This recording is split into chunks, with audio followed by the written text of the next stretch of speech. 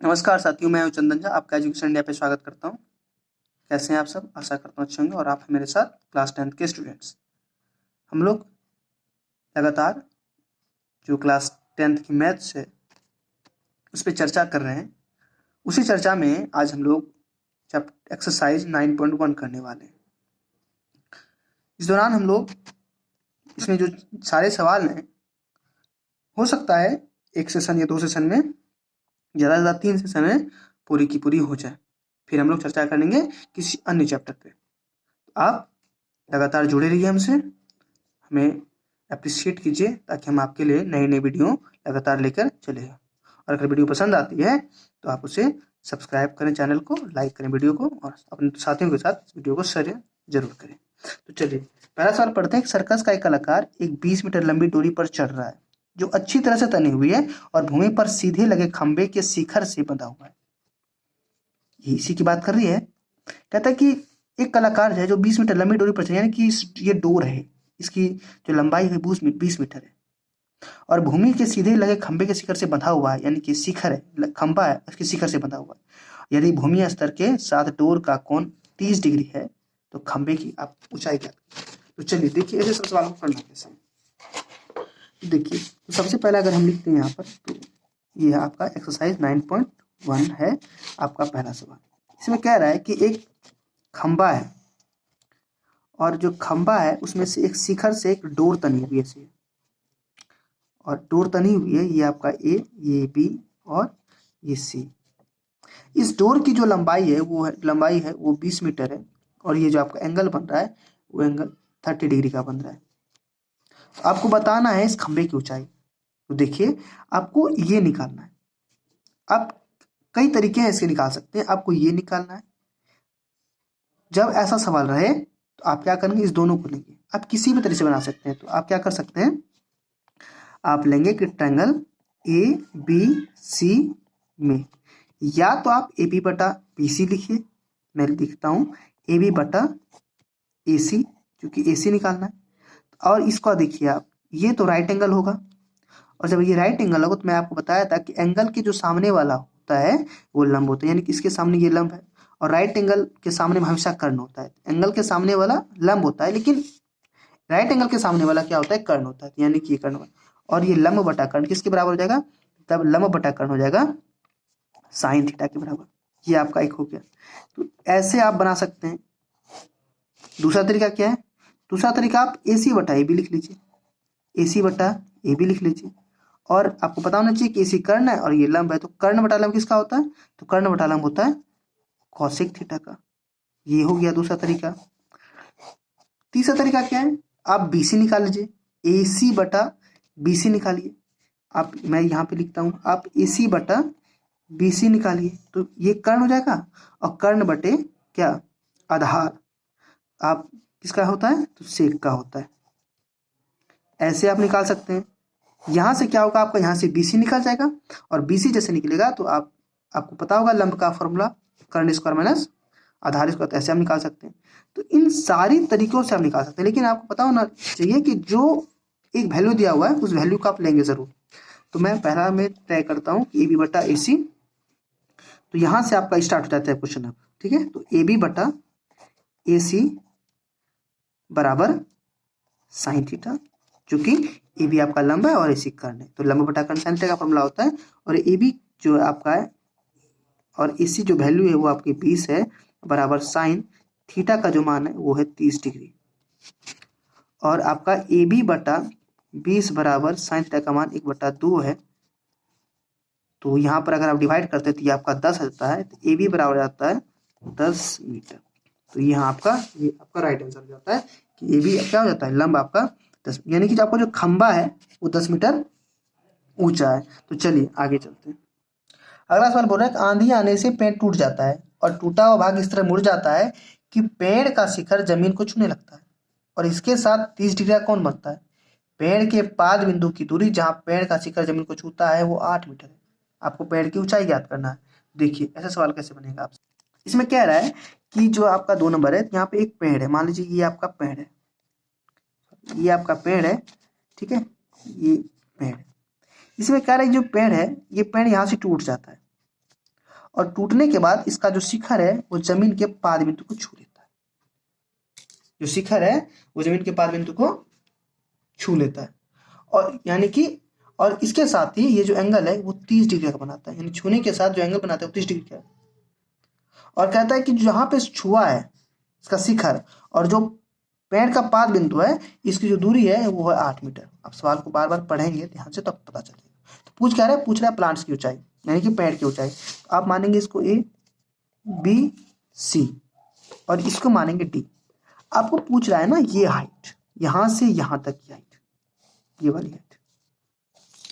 क्योंकि देखिए ये तो आपकी अभी क्या है, ये आपकी लंब है, क्योंकि ये आपका एंगल है तो ये आपका लंब है, और ये आपका कर्ण है। तो जब भी आप प्लांट देखिए, यही प्लांट्स पूरा सीधा गया और ये टूटा है, यानी कि जो कर्ण है ना वो प्लांट्स का ऊपर ही पार्ट है, यानी ये वाला पार्ट ऐसे करके प्लांट ऐसे, जब प्लांट ऐसे गिरा है तो ये ऐसे हो गया है। यानी कि आप अगर लंब और कर्ण को जोड़ देंगे तो आपका क्या निकल जाएगा, प्लांट्स की ऊंचाई। तो आप पहले क्या करेंगे, पहले आप निकालेंगे, आपके पास आधार है तो पहले आप लंब निकालेंगे इससे। तो लिखेंगे त्रिभुज ए बी सी में ए बी बटा बी सी बराबर लंब बटा आधार किसके बराबर होता है, तो tan थीटा के बराबर होता है। ए बी आपके पास दिया गया नहीं है, बी सी आपके पास 8 है, और tan थीटा के जगह आप लिखिए 30 डिग्री, और ए बी बटा 8 बराबर हो जाता है थीटा का 30 डिग्री का मान होता है 1/√3। तो आपका यहाँ पर √3 ए बी बराबर 8 हो जाएगा, और ए बी बराबर यहाँ से वैल्यू 8/√3 निकल जाएगा। अब आगे प्रयास करते हैं। आगे क्या करेंगे, हमारे पास ये लंब आ गया है, हमें चाहिए कर्ण भी, तो ही तो हम प्लांट्स की ऊंचाई निकाल सकेंगे। तो कर्ण हमारे पास क्या है, कर्ण है हमारे पास, देखिए यहाँ पर मैं बताता हूँ, कर्ण है हमारे पास AC, ठीक है, यहाँ पर AC है। तो जब हमारे पास निकल चुका है AB और AC निकल चुका है, तो आप क्या लिख सकते हैं, AB बटा AC बराबर लंब बटा कर्ण होता है sin 30 डिग्री, और लंब AB क्या है हमारे पास 8/√3 है, बटा में जो आपके पास BC है वो BC आपको लिख लेना है, और बड़े sin 30 डिग्री का मान होता है 1/2। यहाँ से आप देखेंगे कि ये BC मल्टीप्लाई हो जाएगा √3 में, तो 8/√3 BC हो जाता है। रेसिप्रोकल मैंने किया है, नीचे क्वेश्चन 2 है तो 1 8 में चला जाएगा, BC चला जाएगा √3 में, बराबर 1/2 होता है। आप देखेंगे यहाँ से मल्टीप्लाई हो जाएगा तो 16 बराबर क्या हो जाएगा, √3 BC, और BC बराबर हो जाएगा आपका 16/√3, ये हो जाएगा। अब पूछ रहा है कि प्लांट्स की ऊंचाई, यानी कि आपसे यहाँ देखिए, यहाँ से क्या पूछ रहा है मैं बताऊं आपको, यहाँ पर यह पूछ रहा है कि B और D, यानी कि BD बराबर क्या होगा। तो BD बराबर होगा, देखिए BD बराबर क्या हो जाएगा, तो BD बराबर हो जाएगा AB प्लस में AC, ये तो होगा AB प्लस में AC, क्योंकि AC जो है ये वाला गिरा हुआ नीचे, तो हो जाएगा आपका AB प्लस में AC। AB आपके पास 8√3 है, और BC आपके पास 16/√3 है, यानी कि यहाँ पर LCM आ गया √3 और 8 प्लस आ गया 16, बराबर हो जाता है 24/√3। यहाँ पे इसका हर का परिमेय करेंगे, रेशनलाइज करेंगे, तो यहाँ पे √3 मल्टीप्लाई हो जाएगा, आपका हो जाएगा 24√3 बटा में 3, यहाँ से कट जाएगा 8 टाइम्स में, तो आपका 8√3 आपका हो जाएगा आंसर, ठीक है। चलिए यहाँ से हमारा दूसरा नंबर क्वेश्चन समाप्त होता है। रुक करते हैं तीसरे क्वेश्चन की ओर। अगला क्वेश्चन आपके सामने है, एक ठेकेदार बच्चों को खेलने के लिए एक पार्क में 2 फिसल पट्टी लगाना चाहती है। 5 वर्ष से कम उम्र के बच्चों के लिए एक ऐसी फिसल पट्टी लगाना चाहती है जिसका शिखर 1.5 मीटर की ऊंचाई पर हो, और भूमि, देखिए शिखर बोल रहा है, फिसल पट्टी का शिखर कितना होना चाहिए, 1.5 मीटर की ऊंचाई पर, और भूमि के साथ 30 डिग्री कोण पर झुका हुआ हो। जबकि यहाँ पे एक पॉइंट ये भी है, जबकि इसके अधिक उम्र के बच्चों के लिए 3 मीटर की ऊंचाई पर एक अधिक ढाल की फिसल पट्टी लगाना चाहती है जो भूमि के साथ 60 डिग्री कोण बना रही हो। तो प्रत्येक फिसल पट्टी की लंबाई क्या होनी चाहिए, तो मैं बताऊं ये सवाल कैसे बनेगा। तो देखिए यहाँ पर क्या बोल रहा है कि ये आपका तीसरा जो क्वेश्चन है, तो 2 फिसल पट्टी लगाना चाहता है, जो ये एक ये है, यानी कि मैं बताऊं आपको, मैं बता ये आपका यहाँ जो फिसल पट्टी बन रहा है ना, तो ये कह रहा है कि जो फिसल पट्टी की जो शिखर बिंदु है वहां से भूमि की दूरी 1.5 मीटर है, ये जो है बच्चों के लिए, और ये जो ऐसे करके झुका हुआ है फिसल पट्टी वो 30 डिग्री का कोण बना रहा है, ठीक। वहीं दूसरी ओर जो बड़े बच्चों के लिए है फिसल पट्टी, यहाँ पर इसका जो शिखर है यहाँ से 3 मीटर की ऊंचाई पर है, किसका शिखर? तो फिसलन पट्टी का शिखर। यहां से शिखर है फिसलन पट्टी का, और ये भूमि के साथ 60 डिग्री का कोण बना रहा है। एंगल आप लिखेंगे A B C D E F नाम देंगे, और आप लिखेंगे त्रिभुज। तो पूछ क्या रहा है? तो आप पूछ रहे हैं इसमें फिसलन पट्टी की लंबाई, यानी कि इसकी भी लंबाई पूछ रहा है और इसकी भी लंबाई पूछ रहा है। आपसे पूछ रहा है ए सी बराबर क्या होगा और डी एफ बराबर क्या होगा। तो आप लिखेंगे त्रिभुज ए बी सी में, तो आप लिखेंगे ए बी बटा में क्या, तो ये पूछ रहा है तो ए बी बटा में ए सी लिखिए, लंब बटा कर्ण, ये थीटा है तो इसके सामने वाले पूछा लंब, और ये कर्ण क्योंकि ये राइट एंगल है। लंब बटा कर्ण किसके फॉर्मूला होता है? तो साइन का, साइन थीटा।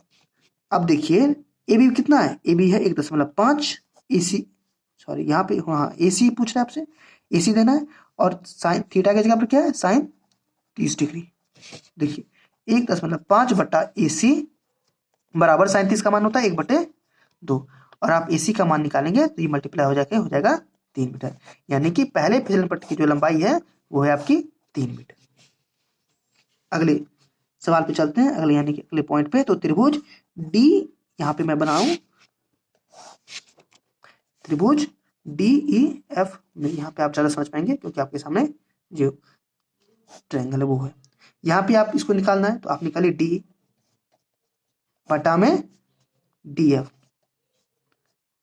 बराबर लंब बटा कर्ण है तो साइन थीटा, और आपका डी ई बटा डी एफ, सॉरी आप यहाँ पर लिख सकते हैं तो डी ई की जगह पर इसका वैल्यू लिख दीजिए। डी कितना है? डी ई आपका 3, और आपका जो डी एफ है वो है, आप डी एफ लिखिए, और बराबर कितना? तो साइन 60 डिग्री, थीटा की जगह 60 डिग्री है, तो 3 बटा डी एफ बराबर साइन 60 का मान होता है √3/2, और यहाँ पर डी एफ बराबर हो जाता है कितना? 3 दूना 6 अपॉन में √3 डी एफ हो जाएगा, क्रॉस मल्टीप्लिकेशन होगा तो डी एफ बराबर हो जाएगा 6/√3, और यहाँ पर आप परिमेयकरण कीजिए हर का, और यहाँ पर आ जाता है 6√3 बटा क्या, ये √3 मल्टीप्लाई √3 तो 3, और यहाँ से आपका कट जाएगा 2 टाइम्स में तो बचेगा आपका 2√3, यानी कि जो बड़े बच्चों की जो फिसलन पट्टी की लंबाई है वो है 2√3। यह आपका भी सवाल सब पूरा हो जाता है। हम लोग करते हैं अगले सवाल की ओर, क्वेश्चन नंबर 4। तो देखिए यहाँ पर चौथा नंबर क्वेश्चन आ गए हम लोग। यहाँ पे कह रहा है भूमि के एक बिंदु से जो मीनार के पाद बिंदु से 30 मीटर की दूरी पर, भूमि के एक बिंदु से जो मीनार के पाद बिंदु से 30 मीटर की दूरी है, मीनार के शिखर का उन्नयन कोण 30 डिग्री है। देखिए बहुत, मीनार की ऊंचाई ज्ञात कीजिए, इसमें से बहुत आसान सवाल है ये। तो देखिए क्वेश्चन क्या कह रहा है आपका कि मान लीजिए भूमि है ना, और यहाँ पर एक मीनार है, और ये एक बिंदु कहता है भूमि के एक बिंदु से मीनार के पाद बिंदु, पाद इसको बोलते हैं, पाद बिंदु इसको बोलते हैं, नीचे जो रहता है उसको बोलते हैं पाद बिंदु, इसकी जो दूरी है वो दूरी है 30 मीटर। ठीक है, कोई दिक्कत नहीं। और बोल रहा है कि ये जो उन्नयन कोण है मीनार के शिखर का, अब देखिए मैं एक टर्म आ रहा है यहाँ पर, मैं यहाँ पे थोड़ा सा इसको बड़ा कर देता हूँ, यानी कि आपको भूमि का ये बिंदु ये है, एक आ रहा है उन्नयन कोण और एक आ रहा है आपका अवनमन कोण। तो मैं देखिए यहाँ पे मैं समझाता हूँ, एक आता है उन्नयन कोण और एक आता है अवनमन कोण।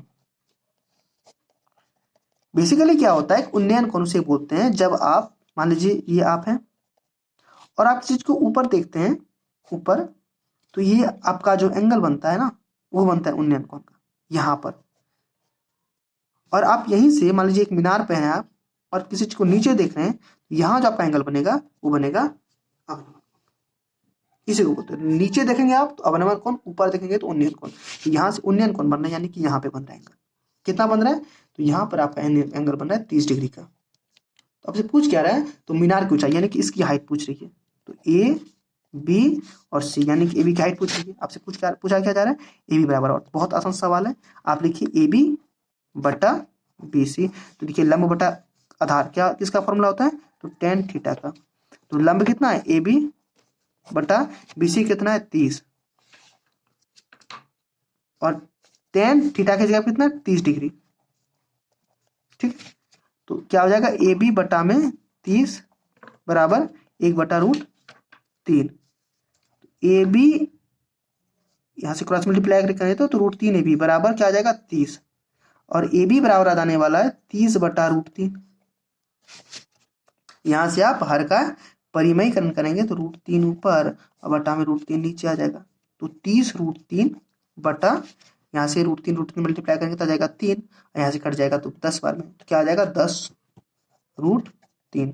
तो जो मीनार की ऊंचाई है वो है 10√3, यानी कि जो इसका वैल्यू है वो कितना है, वो 10√3। ठीक है, चलिए यहाँ पर आपकी हाइट एंड डिस्टेंस की 4 क्वेश्चन पूरी हो चुकी है। हम लोग अगले सेशन में आगे करेंगे। मैं सेशन यहीं समाप्त करता हूँ। वीडियो को ध्यान से देखिए, आप समझिए, ताकि आप अपने एग्जाम में एक भी क्वेश्चन छोड़ के नहीं आए, आप ज़्यादा से ज़्यादा स्कोर कर पाएँ और हमें अपना इस प्रकार से प्यार दें कि हम ज़्यादा अप्रिशिएट हो सकें और आपके लिए नई नई वीडियो ला सकें। वीडियो पसंद आ रही है तो वीडियो को लाइक करें, चैनल को सब्सक्राइब करें, अपने साथियों के साथ वीडियो को शेयर करें। अपना ख्याल रखें, बड़ों का सम्मान करें, छोटों को प्यार दें और अपना व्यक्तित्व इस प्रकार से विकसित करें कि महिलाएं आपके साथ सुरक्षित महसूस करें। धन्यवाद।